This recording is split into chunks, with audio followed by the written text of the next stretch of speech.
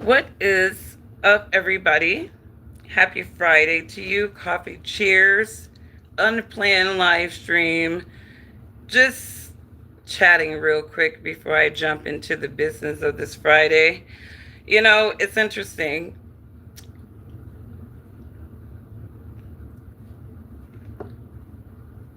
I'm looking at, all of this conservative Civil War stuff play out. And it's really, I mean, it's divine comedy for a person like me at best, like I said. But, I'm thinking that, Candace comes back. She's obviously, like, I do believe that some threats were probably lodged in that meeting that she had with Erica Kirk as well. I don't think she came back fully confident that they were just all on the same page. Not at all, right? I think that, the way that she kind of talked about Erica Kirk, like, there was some civility in that meeting. It was like, okay. And that led a lot of people to believe that maybe Candace had sold out. I might have been under the impression, I was under the impression that no, I don't think she sold out. I think that Candace Owens was probably threatened in that meeting, and that's why she came back kind of visibly shook, because she understood that what she was doing, if she would go the distance with it, that it would present great risk to her. And obviously the feds are suppressing live streams at this point because obviously they have no control over this machine called the internet that they have created. You wanted to emulate the human experience, you wanted to copy it, catalog it, library it, and now you're trying to contain the disease that CERN created. And we'll get into CERN in a little bit too. And if you missed this, you can always catch it on the replay. Interesting. I'm thinking this is not looking right. She looks visibly shook. They might have went in there with some threats of lawsuits. And I'm pretty sure she did have some lawsuits on the table. Some lawsuits were probably mentioned, and I think, and I want to, the lawyer was called in that meeting, right? But it was Candace and another representative from TPUSA. So, but a lawyer was on call, if you will. But I do believe that that meeting was a information gathering meeting. And I gotta believe that Candace Owens was smart enough not to put all her cards on the table in terms of what she knew or what she was investigating. I think that they were probably going there to probe her to see what she knew. And it was a probing meeting. If I could kind of summarize that meeting, I would say that they kind of met to probe each other to kind of see.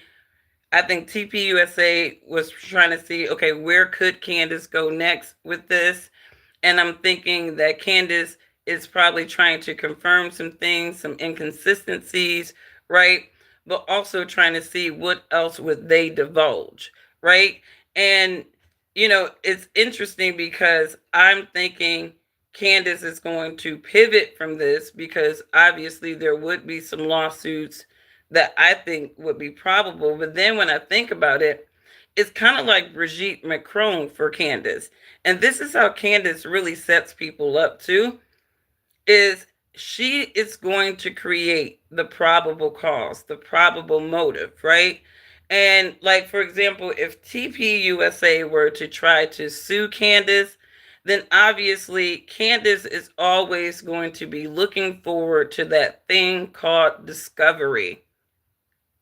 That thing called discovery, right? Because at that point, it's like, okay, yeah, go ahead and sue me, right? But we always got to go through that thing called discovery. And in discovery, you're going to have to divulge information to the other side that you may not have wanted to divulge. So Candace Owens understands the system, Satan's system, well enough because again, she was trained by them to leverage it against them. So Candace is a huge problem for the conservative side because, again, TPUSA's sole objective is to influence elections. And if there is a microscope under that organization that somehow they Julius Caesar their own damn, people are not going to trust them. People are not going to look at them as a voice on their behalf, because what good person would take out somebody that has built something? And these are, it all goes back down to conservative values, why Charlie Kirk is such an eyesore for a lot of these conservative people, because arguably Charlie wasn't that story of what people would say privilege. He didn't go to college. He didn't go through all the institutions that they tell us that we need to go through to achieve success. Charlie went rogue on the system and was like, no, I'm going to build on my own, and this is what I'm going to do. So he built this organization. And yeah, he had donors and people to help him along the way, but it was his vision. He was the face of the organization. He was the epitome of what conservative values are, right? And so I think that's why it's so sensitive for a lot of people, that they're just trying to, pull the wool over their eyes with this Charlie Kirk thing, because, and I get it. I didn't know Charlie Kirk. I didn't follow TPUSA like that. I looked at little clips of stuff that they were doing. I could agree with stuff here, disagree with strategy here. And so I understood, their purpose. They are influencers for the conservative base. But they are going gang on Candace Owens. And I always look at things like that when there is a coordinated effort of a SWAT of people against one person, right? I'm not looking at that one person doing something bad. I'm actually going to look at the gang of people that feel like they have to attack one person, right? And go hard on attacking one person. So people like Tim Pool, Steven Crowder, right? All of your usual suspect conservative commentators, they're going in on Candace Owens. Why? Because they're trying to protect the influence centre that is Turning Point USA, and they don't give a fuck about any of this side chick investigation about Charlie Kirk. They don't care if it might have been an inside job. They're not really even going to focus on that. They're going to focus on the preservation of the influence that the organization have. And, I can imagine, and I was looking at Amazing Lucas, and I agree with him. I can imagine that, let's just say that this was an inside job, right? I'm pretty sure, and I said this in one of my videos, right? They were not calculating Candace Owens. They probably thought that Candace was going to grieve Charlie. And do what everybody else did. Say, oh, Charlie was a good guy. Here's my memorial. This is sad, right? They didn't probably calculate that Candace Owens would go way harder for Charlie Kirk than any other investigation that she ever did. And with her asking questions, which she said, I'm going to be like my homeboy that just passed, rip to my homie, right? I'm never going to stop asking questions. I'm never going to stop asking questions. And that was a logic that a lot of these people who say that they care about truth could rock with, right? But when Charlie died and the FBI was like, hey, Tyler Robinson did it, right? Cut and dry, trans kid, had a whole motive there, right? We're going to run on that, right? A lot of people was like, wait a minute. It's just that simple, right? And Candace Owens is like, no. You're right. There are people within that organization that had motive. Now, I thought that Candace Owens was going to be spooked by lawsuits. And I do believe that lawsuits are probably coming towards Candace, right? But she's probably looking forward to them because she can go through discovery, right?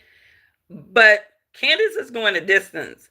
Her last show was actually like, wow. Like, I literally was looking at her like, you really going a distance on this, right? Because now she's again putting the microscope on Erica Kirk. So my whole thing is that meeting between Erica Kirk wasn't as cordial as maybe she projected in those first two shows, right? Softening up Erica Kirk a little bit because she was basically setting her up so that she can knock her ass down. Because according to Candace, Erica had some really suspect behavior with these planes. Her security, meeting with generals, and again, you got to look at. I'm looking at this. Erica's father works at Raytheon. I think her mom has a lot of connections within the tech industry. She comes from a powerful, wealthy family, right? And a lot of times when you have somebody, and especially you got a military dad, and this is not microscoping Erica's family because I don't really dig into shit like that. But let's just say you got a military dad, you're his princess, you're his Erica, right? I'm not sure what her relationship was like with her dad, but let's just say, he still felt compelled to protect his little girl, right? I mean, it's not unnormal for her to be meeting, and then just she working at General Electric, you know what I mean? I don't think it's not normal for a young lady, a woman, coming from that caliber to have maximum security. And they probably had the money to pay for it. And because he had military connections, I would definitely think that he'd be out there in these streets protecting this little girl as a wealthy military man. That's just me. I'm just trying to look at some of this stuff objectively too. When it comes to Erica Kirk and her background, she comes from privilege. She's always been protected. Now what her interest in aligning with Charlie Kirk was, I can imagine that if there was a conspiracy to control Charlie Kirk, they're going to use this beautiful girl. Erica is not hard on the eyes. I've seen a lot of white women. She's one of the better looking ones for sure. All right. So, they're going to probably use somebody like that to lure Charlie, right? Because Charlie probably never even dated a woman that looked that fucking hot prior to Erica. He probably had all them little mediocre white girls. Erica is considered a bad bitch in the white girl space. So it's like he gets this beautiful wife. Like, I can understand why he would be, enamored by her, right? So I can understand how Erica could probably come in as kind of like a control on Charlie Kirk, who is growing in influence, right? Because remember, Turning Point USA, it was already growing in influence before Erica met Charlie. All right? So, when you're talking about, how can we control this influence, right? We got to get some control opposition kind of in there, right? Like, and that's basically what Turning Point USA was kind of giving, in a way, if we're kind of believing some of these narratives that are out there, that Turning Point USA had already had some level of opposition control woven in there. Because if we're looking at these narratives, Erica was it. Her background, her connections, all of that stuff, boom. And these are the narratives that I'm hearing, right? And so, again, and I have sympathy for grieving widows. All right. I'm not, I think that when a person loses somebody deeply that they love, I have sympathy for that person. But, again, if, we don't know what their relationship was like. We don't know how much Charlie even trusted his own wife at the end. We don't even know if Charlie was kind of starting to put two and two that maybe he's been handled for, this time, right? We don't know what the guy knows because he's not here with us to defend anything that anybody is saying or, outside of some paper trail text, right? But Candace is going the distance. And I was very, very shocked because now she's kind of going into still looking at Turning Point USA. And, I think that there was a moment of calculation. That's why she looked nervous. after coming back from that meeting, because like I think that she knows that the stuff that she's about to put out now moving forward is definitely going to put a lot of people under microscopes. It's going, including people in the federal government, and it's overall dangerous for her life. And I'm gonna be completely honest. you know I pray for everybody, right? I pray for everybody to come to levels of reason, come to levels of peace. And if you are a believer, right, to me our mission is always going to be preaching the good news of God's kingdom, teaching people the good news of God's kingdom, helping people to understand Bible prophecy and how it relates to some of the demonic things that are happening in Satan's world. I don't believe that it is my job, and I'm not a Christian, I'm not a Jew, or I'm not a Muslim, but I am a believer. And I don't believe that it is my job as a daughter of the God of Abraham to be out here fighting battles in Satan's world, fighting for the affairs of men, because my God, vengeance is on him, judgment is on him. And he said individuals and nations will be judged. He is not coming to save this world, he's coming to judge it. He's coming to bring judgment upon it. And I think that's the distraction that a lot of these so called Christians have. And with that thought in mind, too, I see a podcaster out here talking about end times prophecies. She got these collages of videos. Look at this, guys. We got more earthquakes here, blah, blah, blah. And I just want people to know these people can manipulate the weather. These people got a whole program that kicked off the internet called CERN, right? Project Bluebeam, right? They got all kinds of technologies that can manipulate your mind and senses. They can actually make Bible prophecies come into fruition with the demonic technologies that these people have.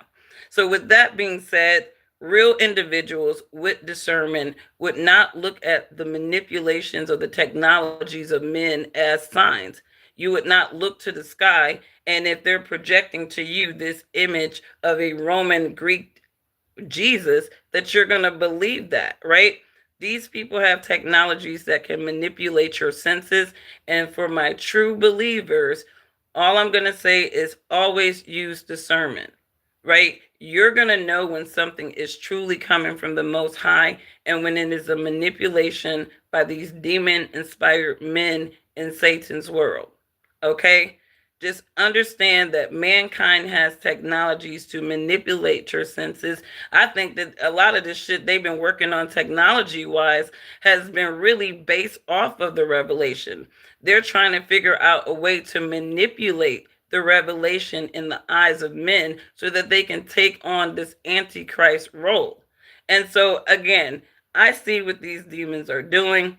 I have higher discernment, and I thank God for that. And I'm not about to be looking at these YouTube videos where somebody's talking about it's the end times. Look at this, guys. Look at this. And the Bible says this. And then if you talking about the Jews calling all of their people back to Israel as a sign of the end time, you definitely lost me, because that's not part of any prophecy.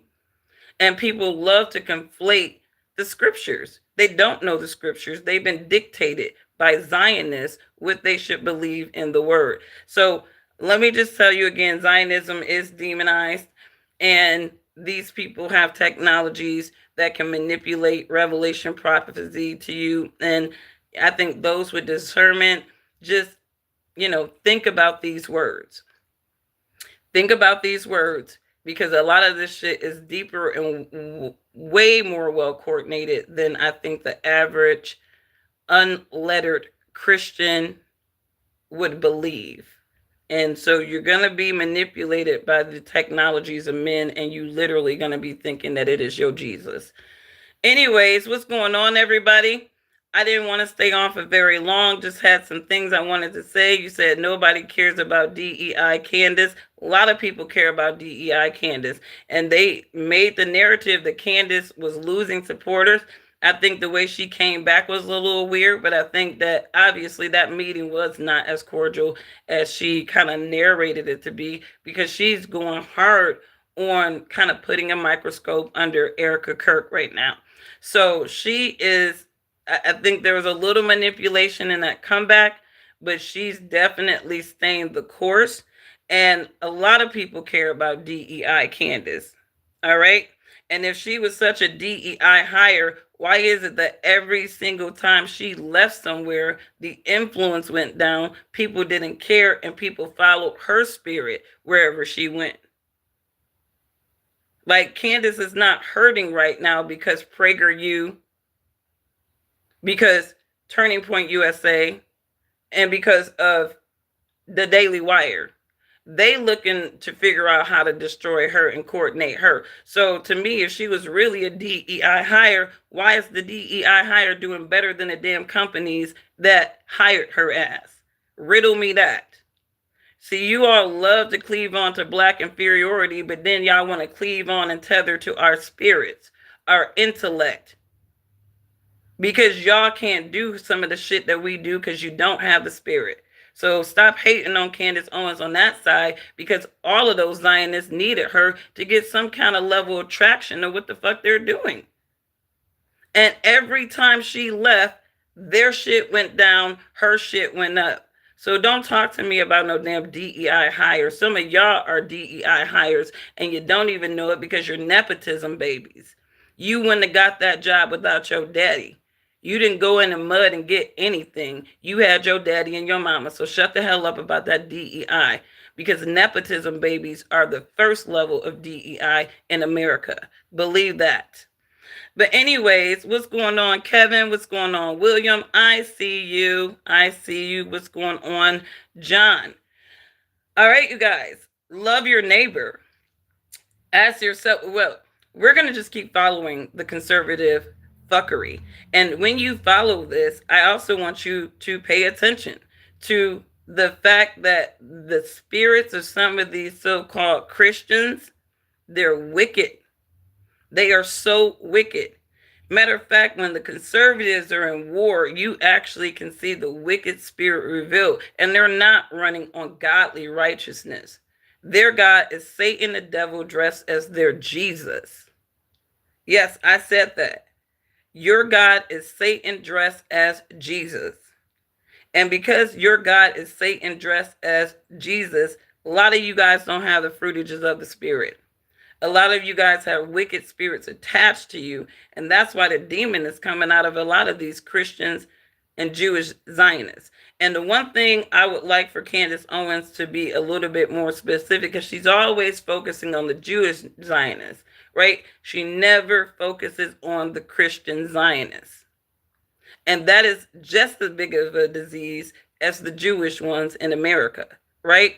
So when we're talking about Zion, stop just thinking about the Jews.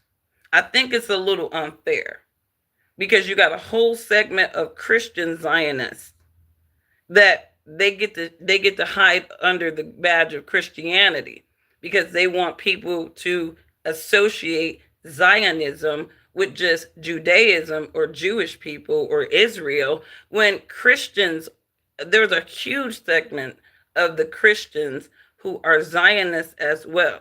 There is a huge segment of the Christians that believe that Israel is still a holy land, even though the God of Abraham brought the Romans to bring judgment on that land.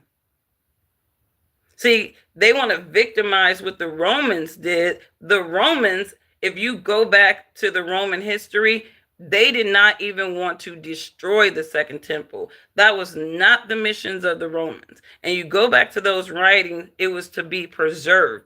But their God cast judgment on that temple, just like the Messiah said. When Jesus said this temple was going to be brought down in 3 days, how long did it take the Romans to destroy the second temple? See, y'all need to go back to the war of Jerusalem and Rome and look at the history. The prophecy was fulfilled when the Romans gave Jerusalem the business.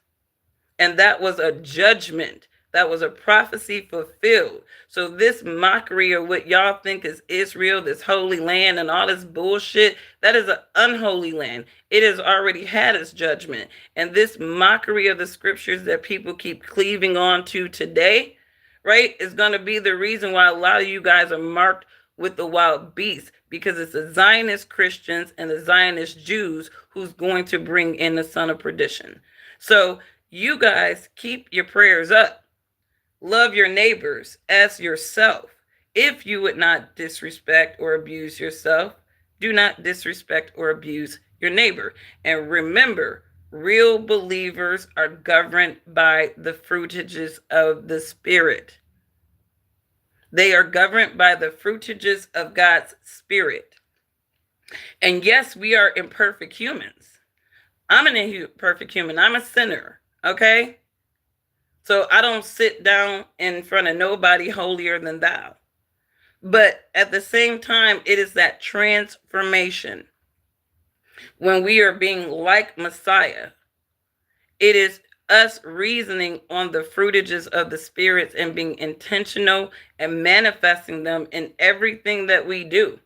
So if you're in a political position, a social position, and that position, that bandwagon of ignorance is sending your soul outside of the fruitages of the spirit, and you have more satanic rivalry spirit in you, you need to get off that bandwagon. You need to check what you're involved in, because these politics, this social stuff, it takes people out of the fruitages of the spirit, and it is truly a satanic distraction in Satan's world. So again, love your neighbors as yourself. If you would not disrespect or abuse yourself, do not disrespect or abuse your neighbor. And happy Friday to you all. Bye. Oh, and if you observe Hebrew Sabbath, have a peaceful Sabbath.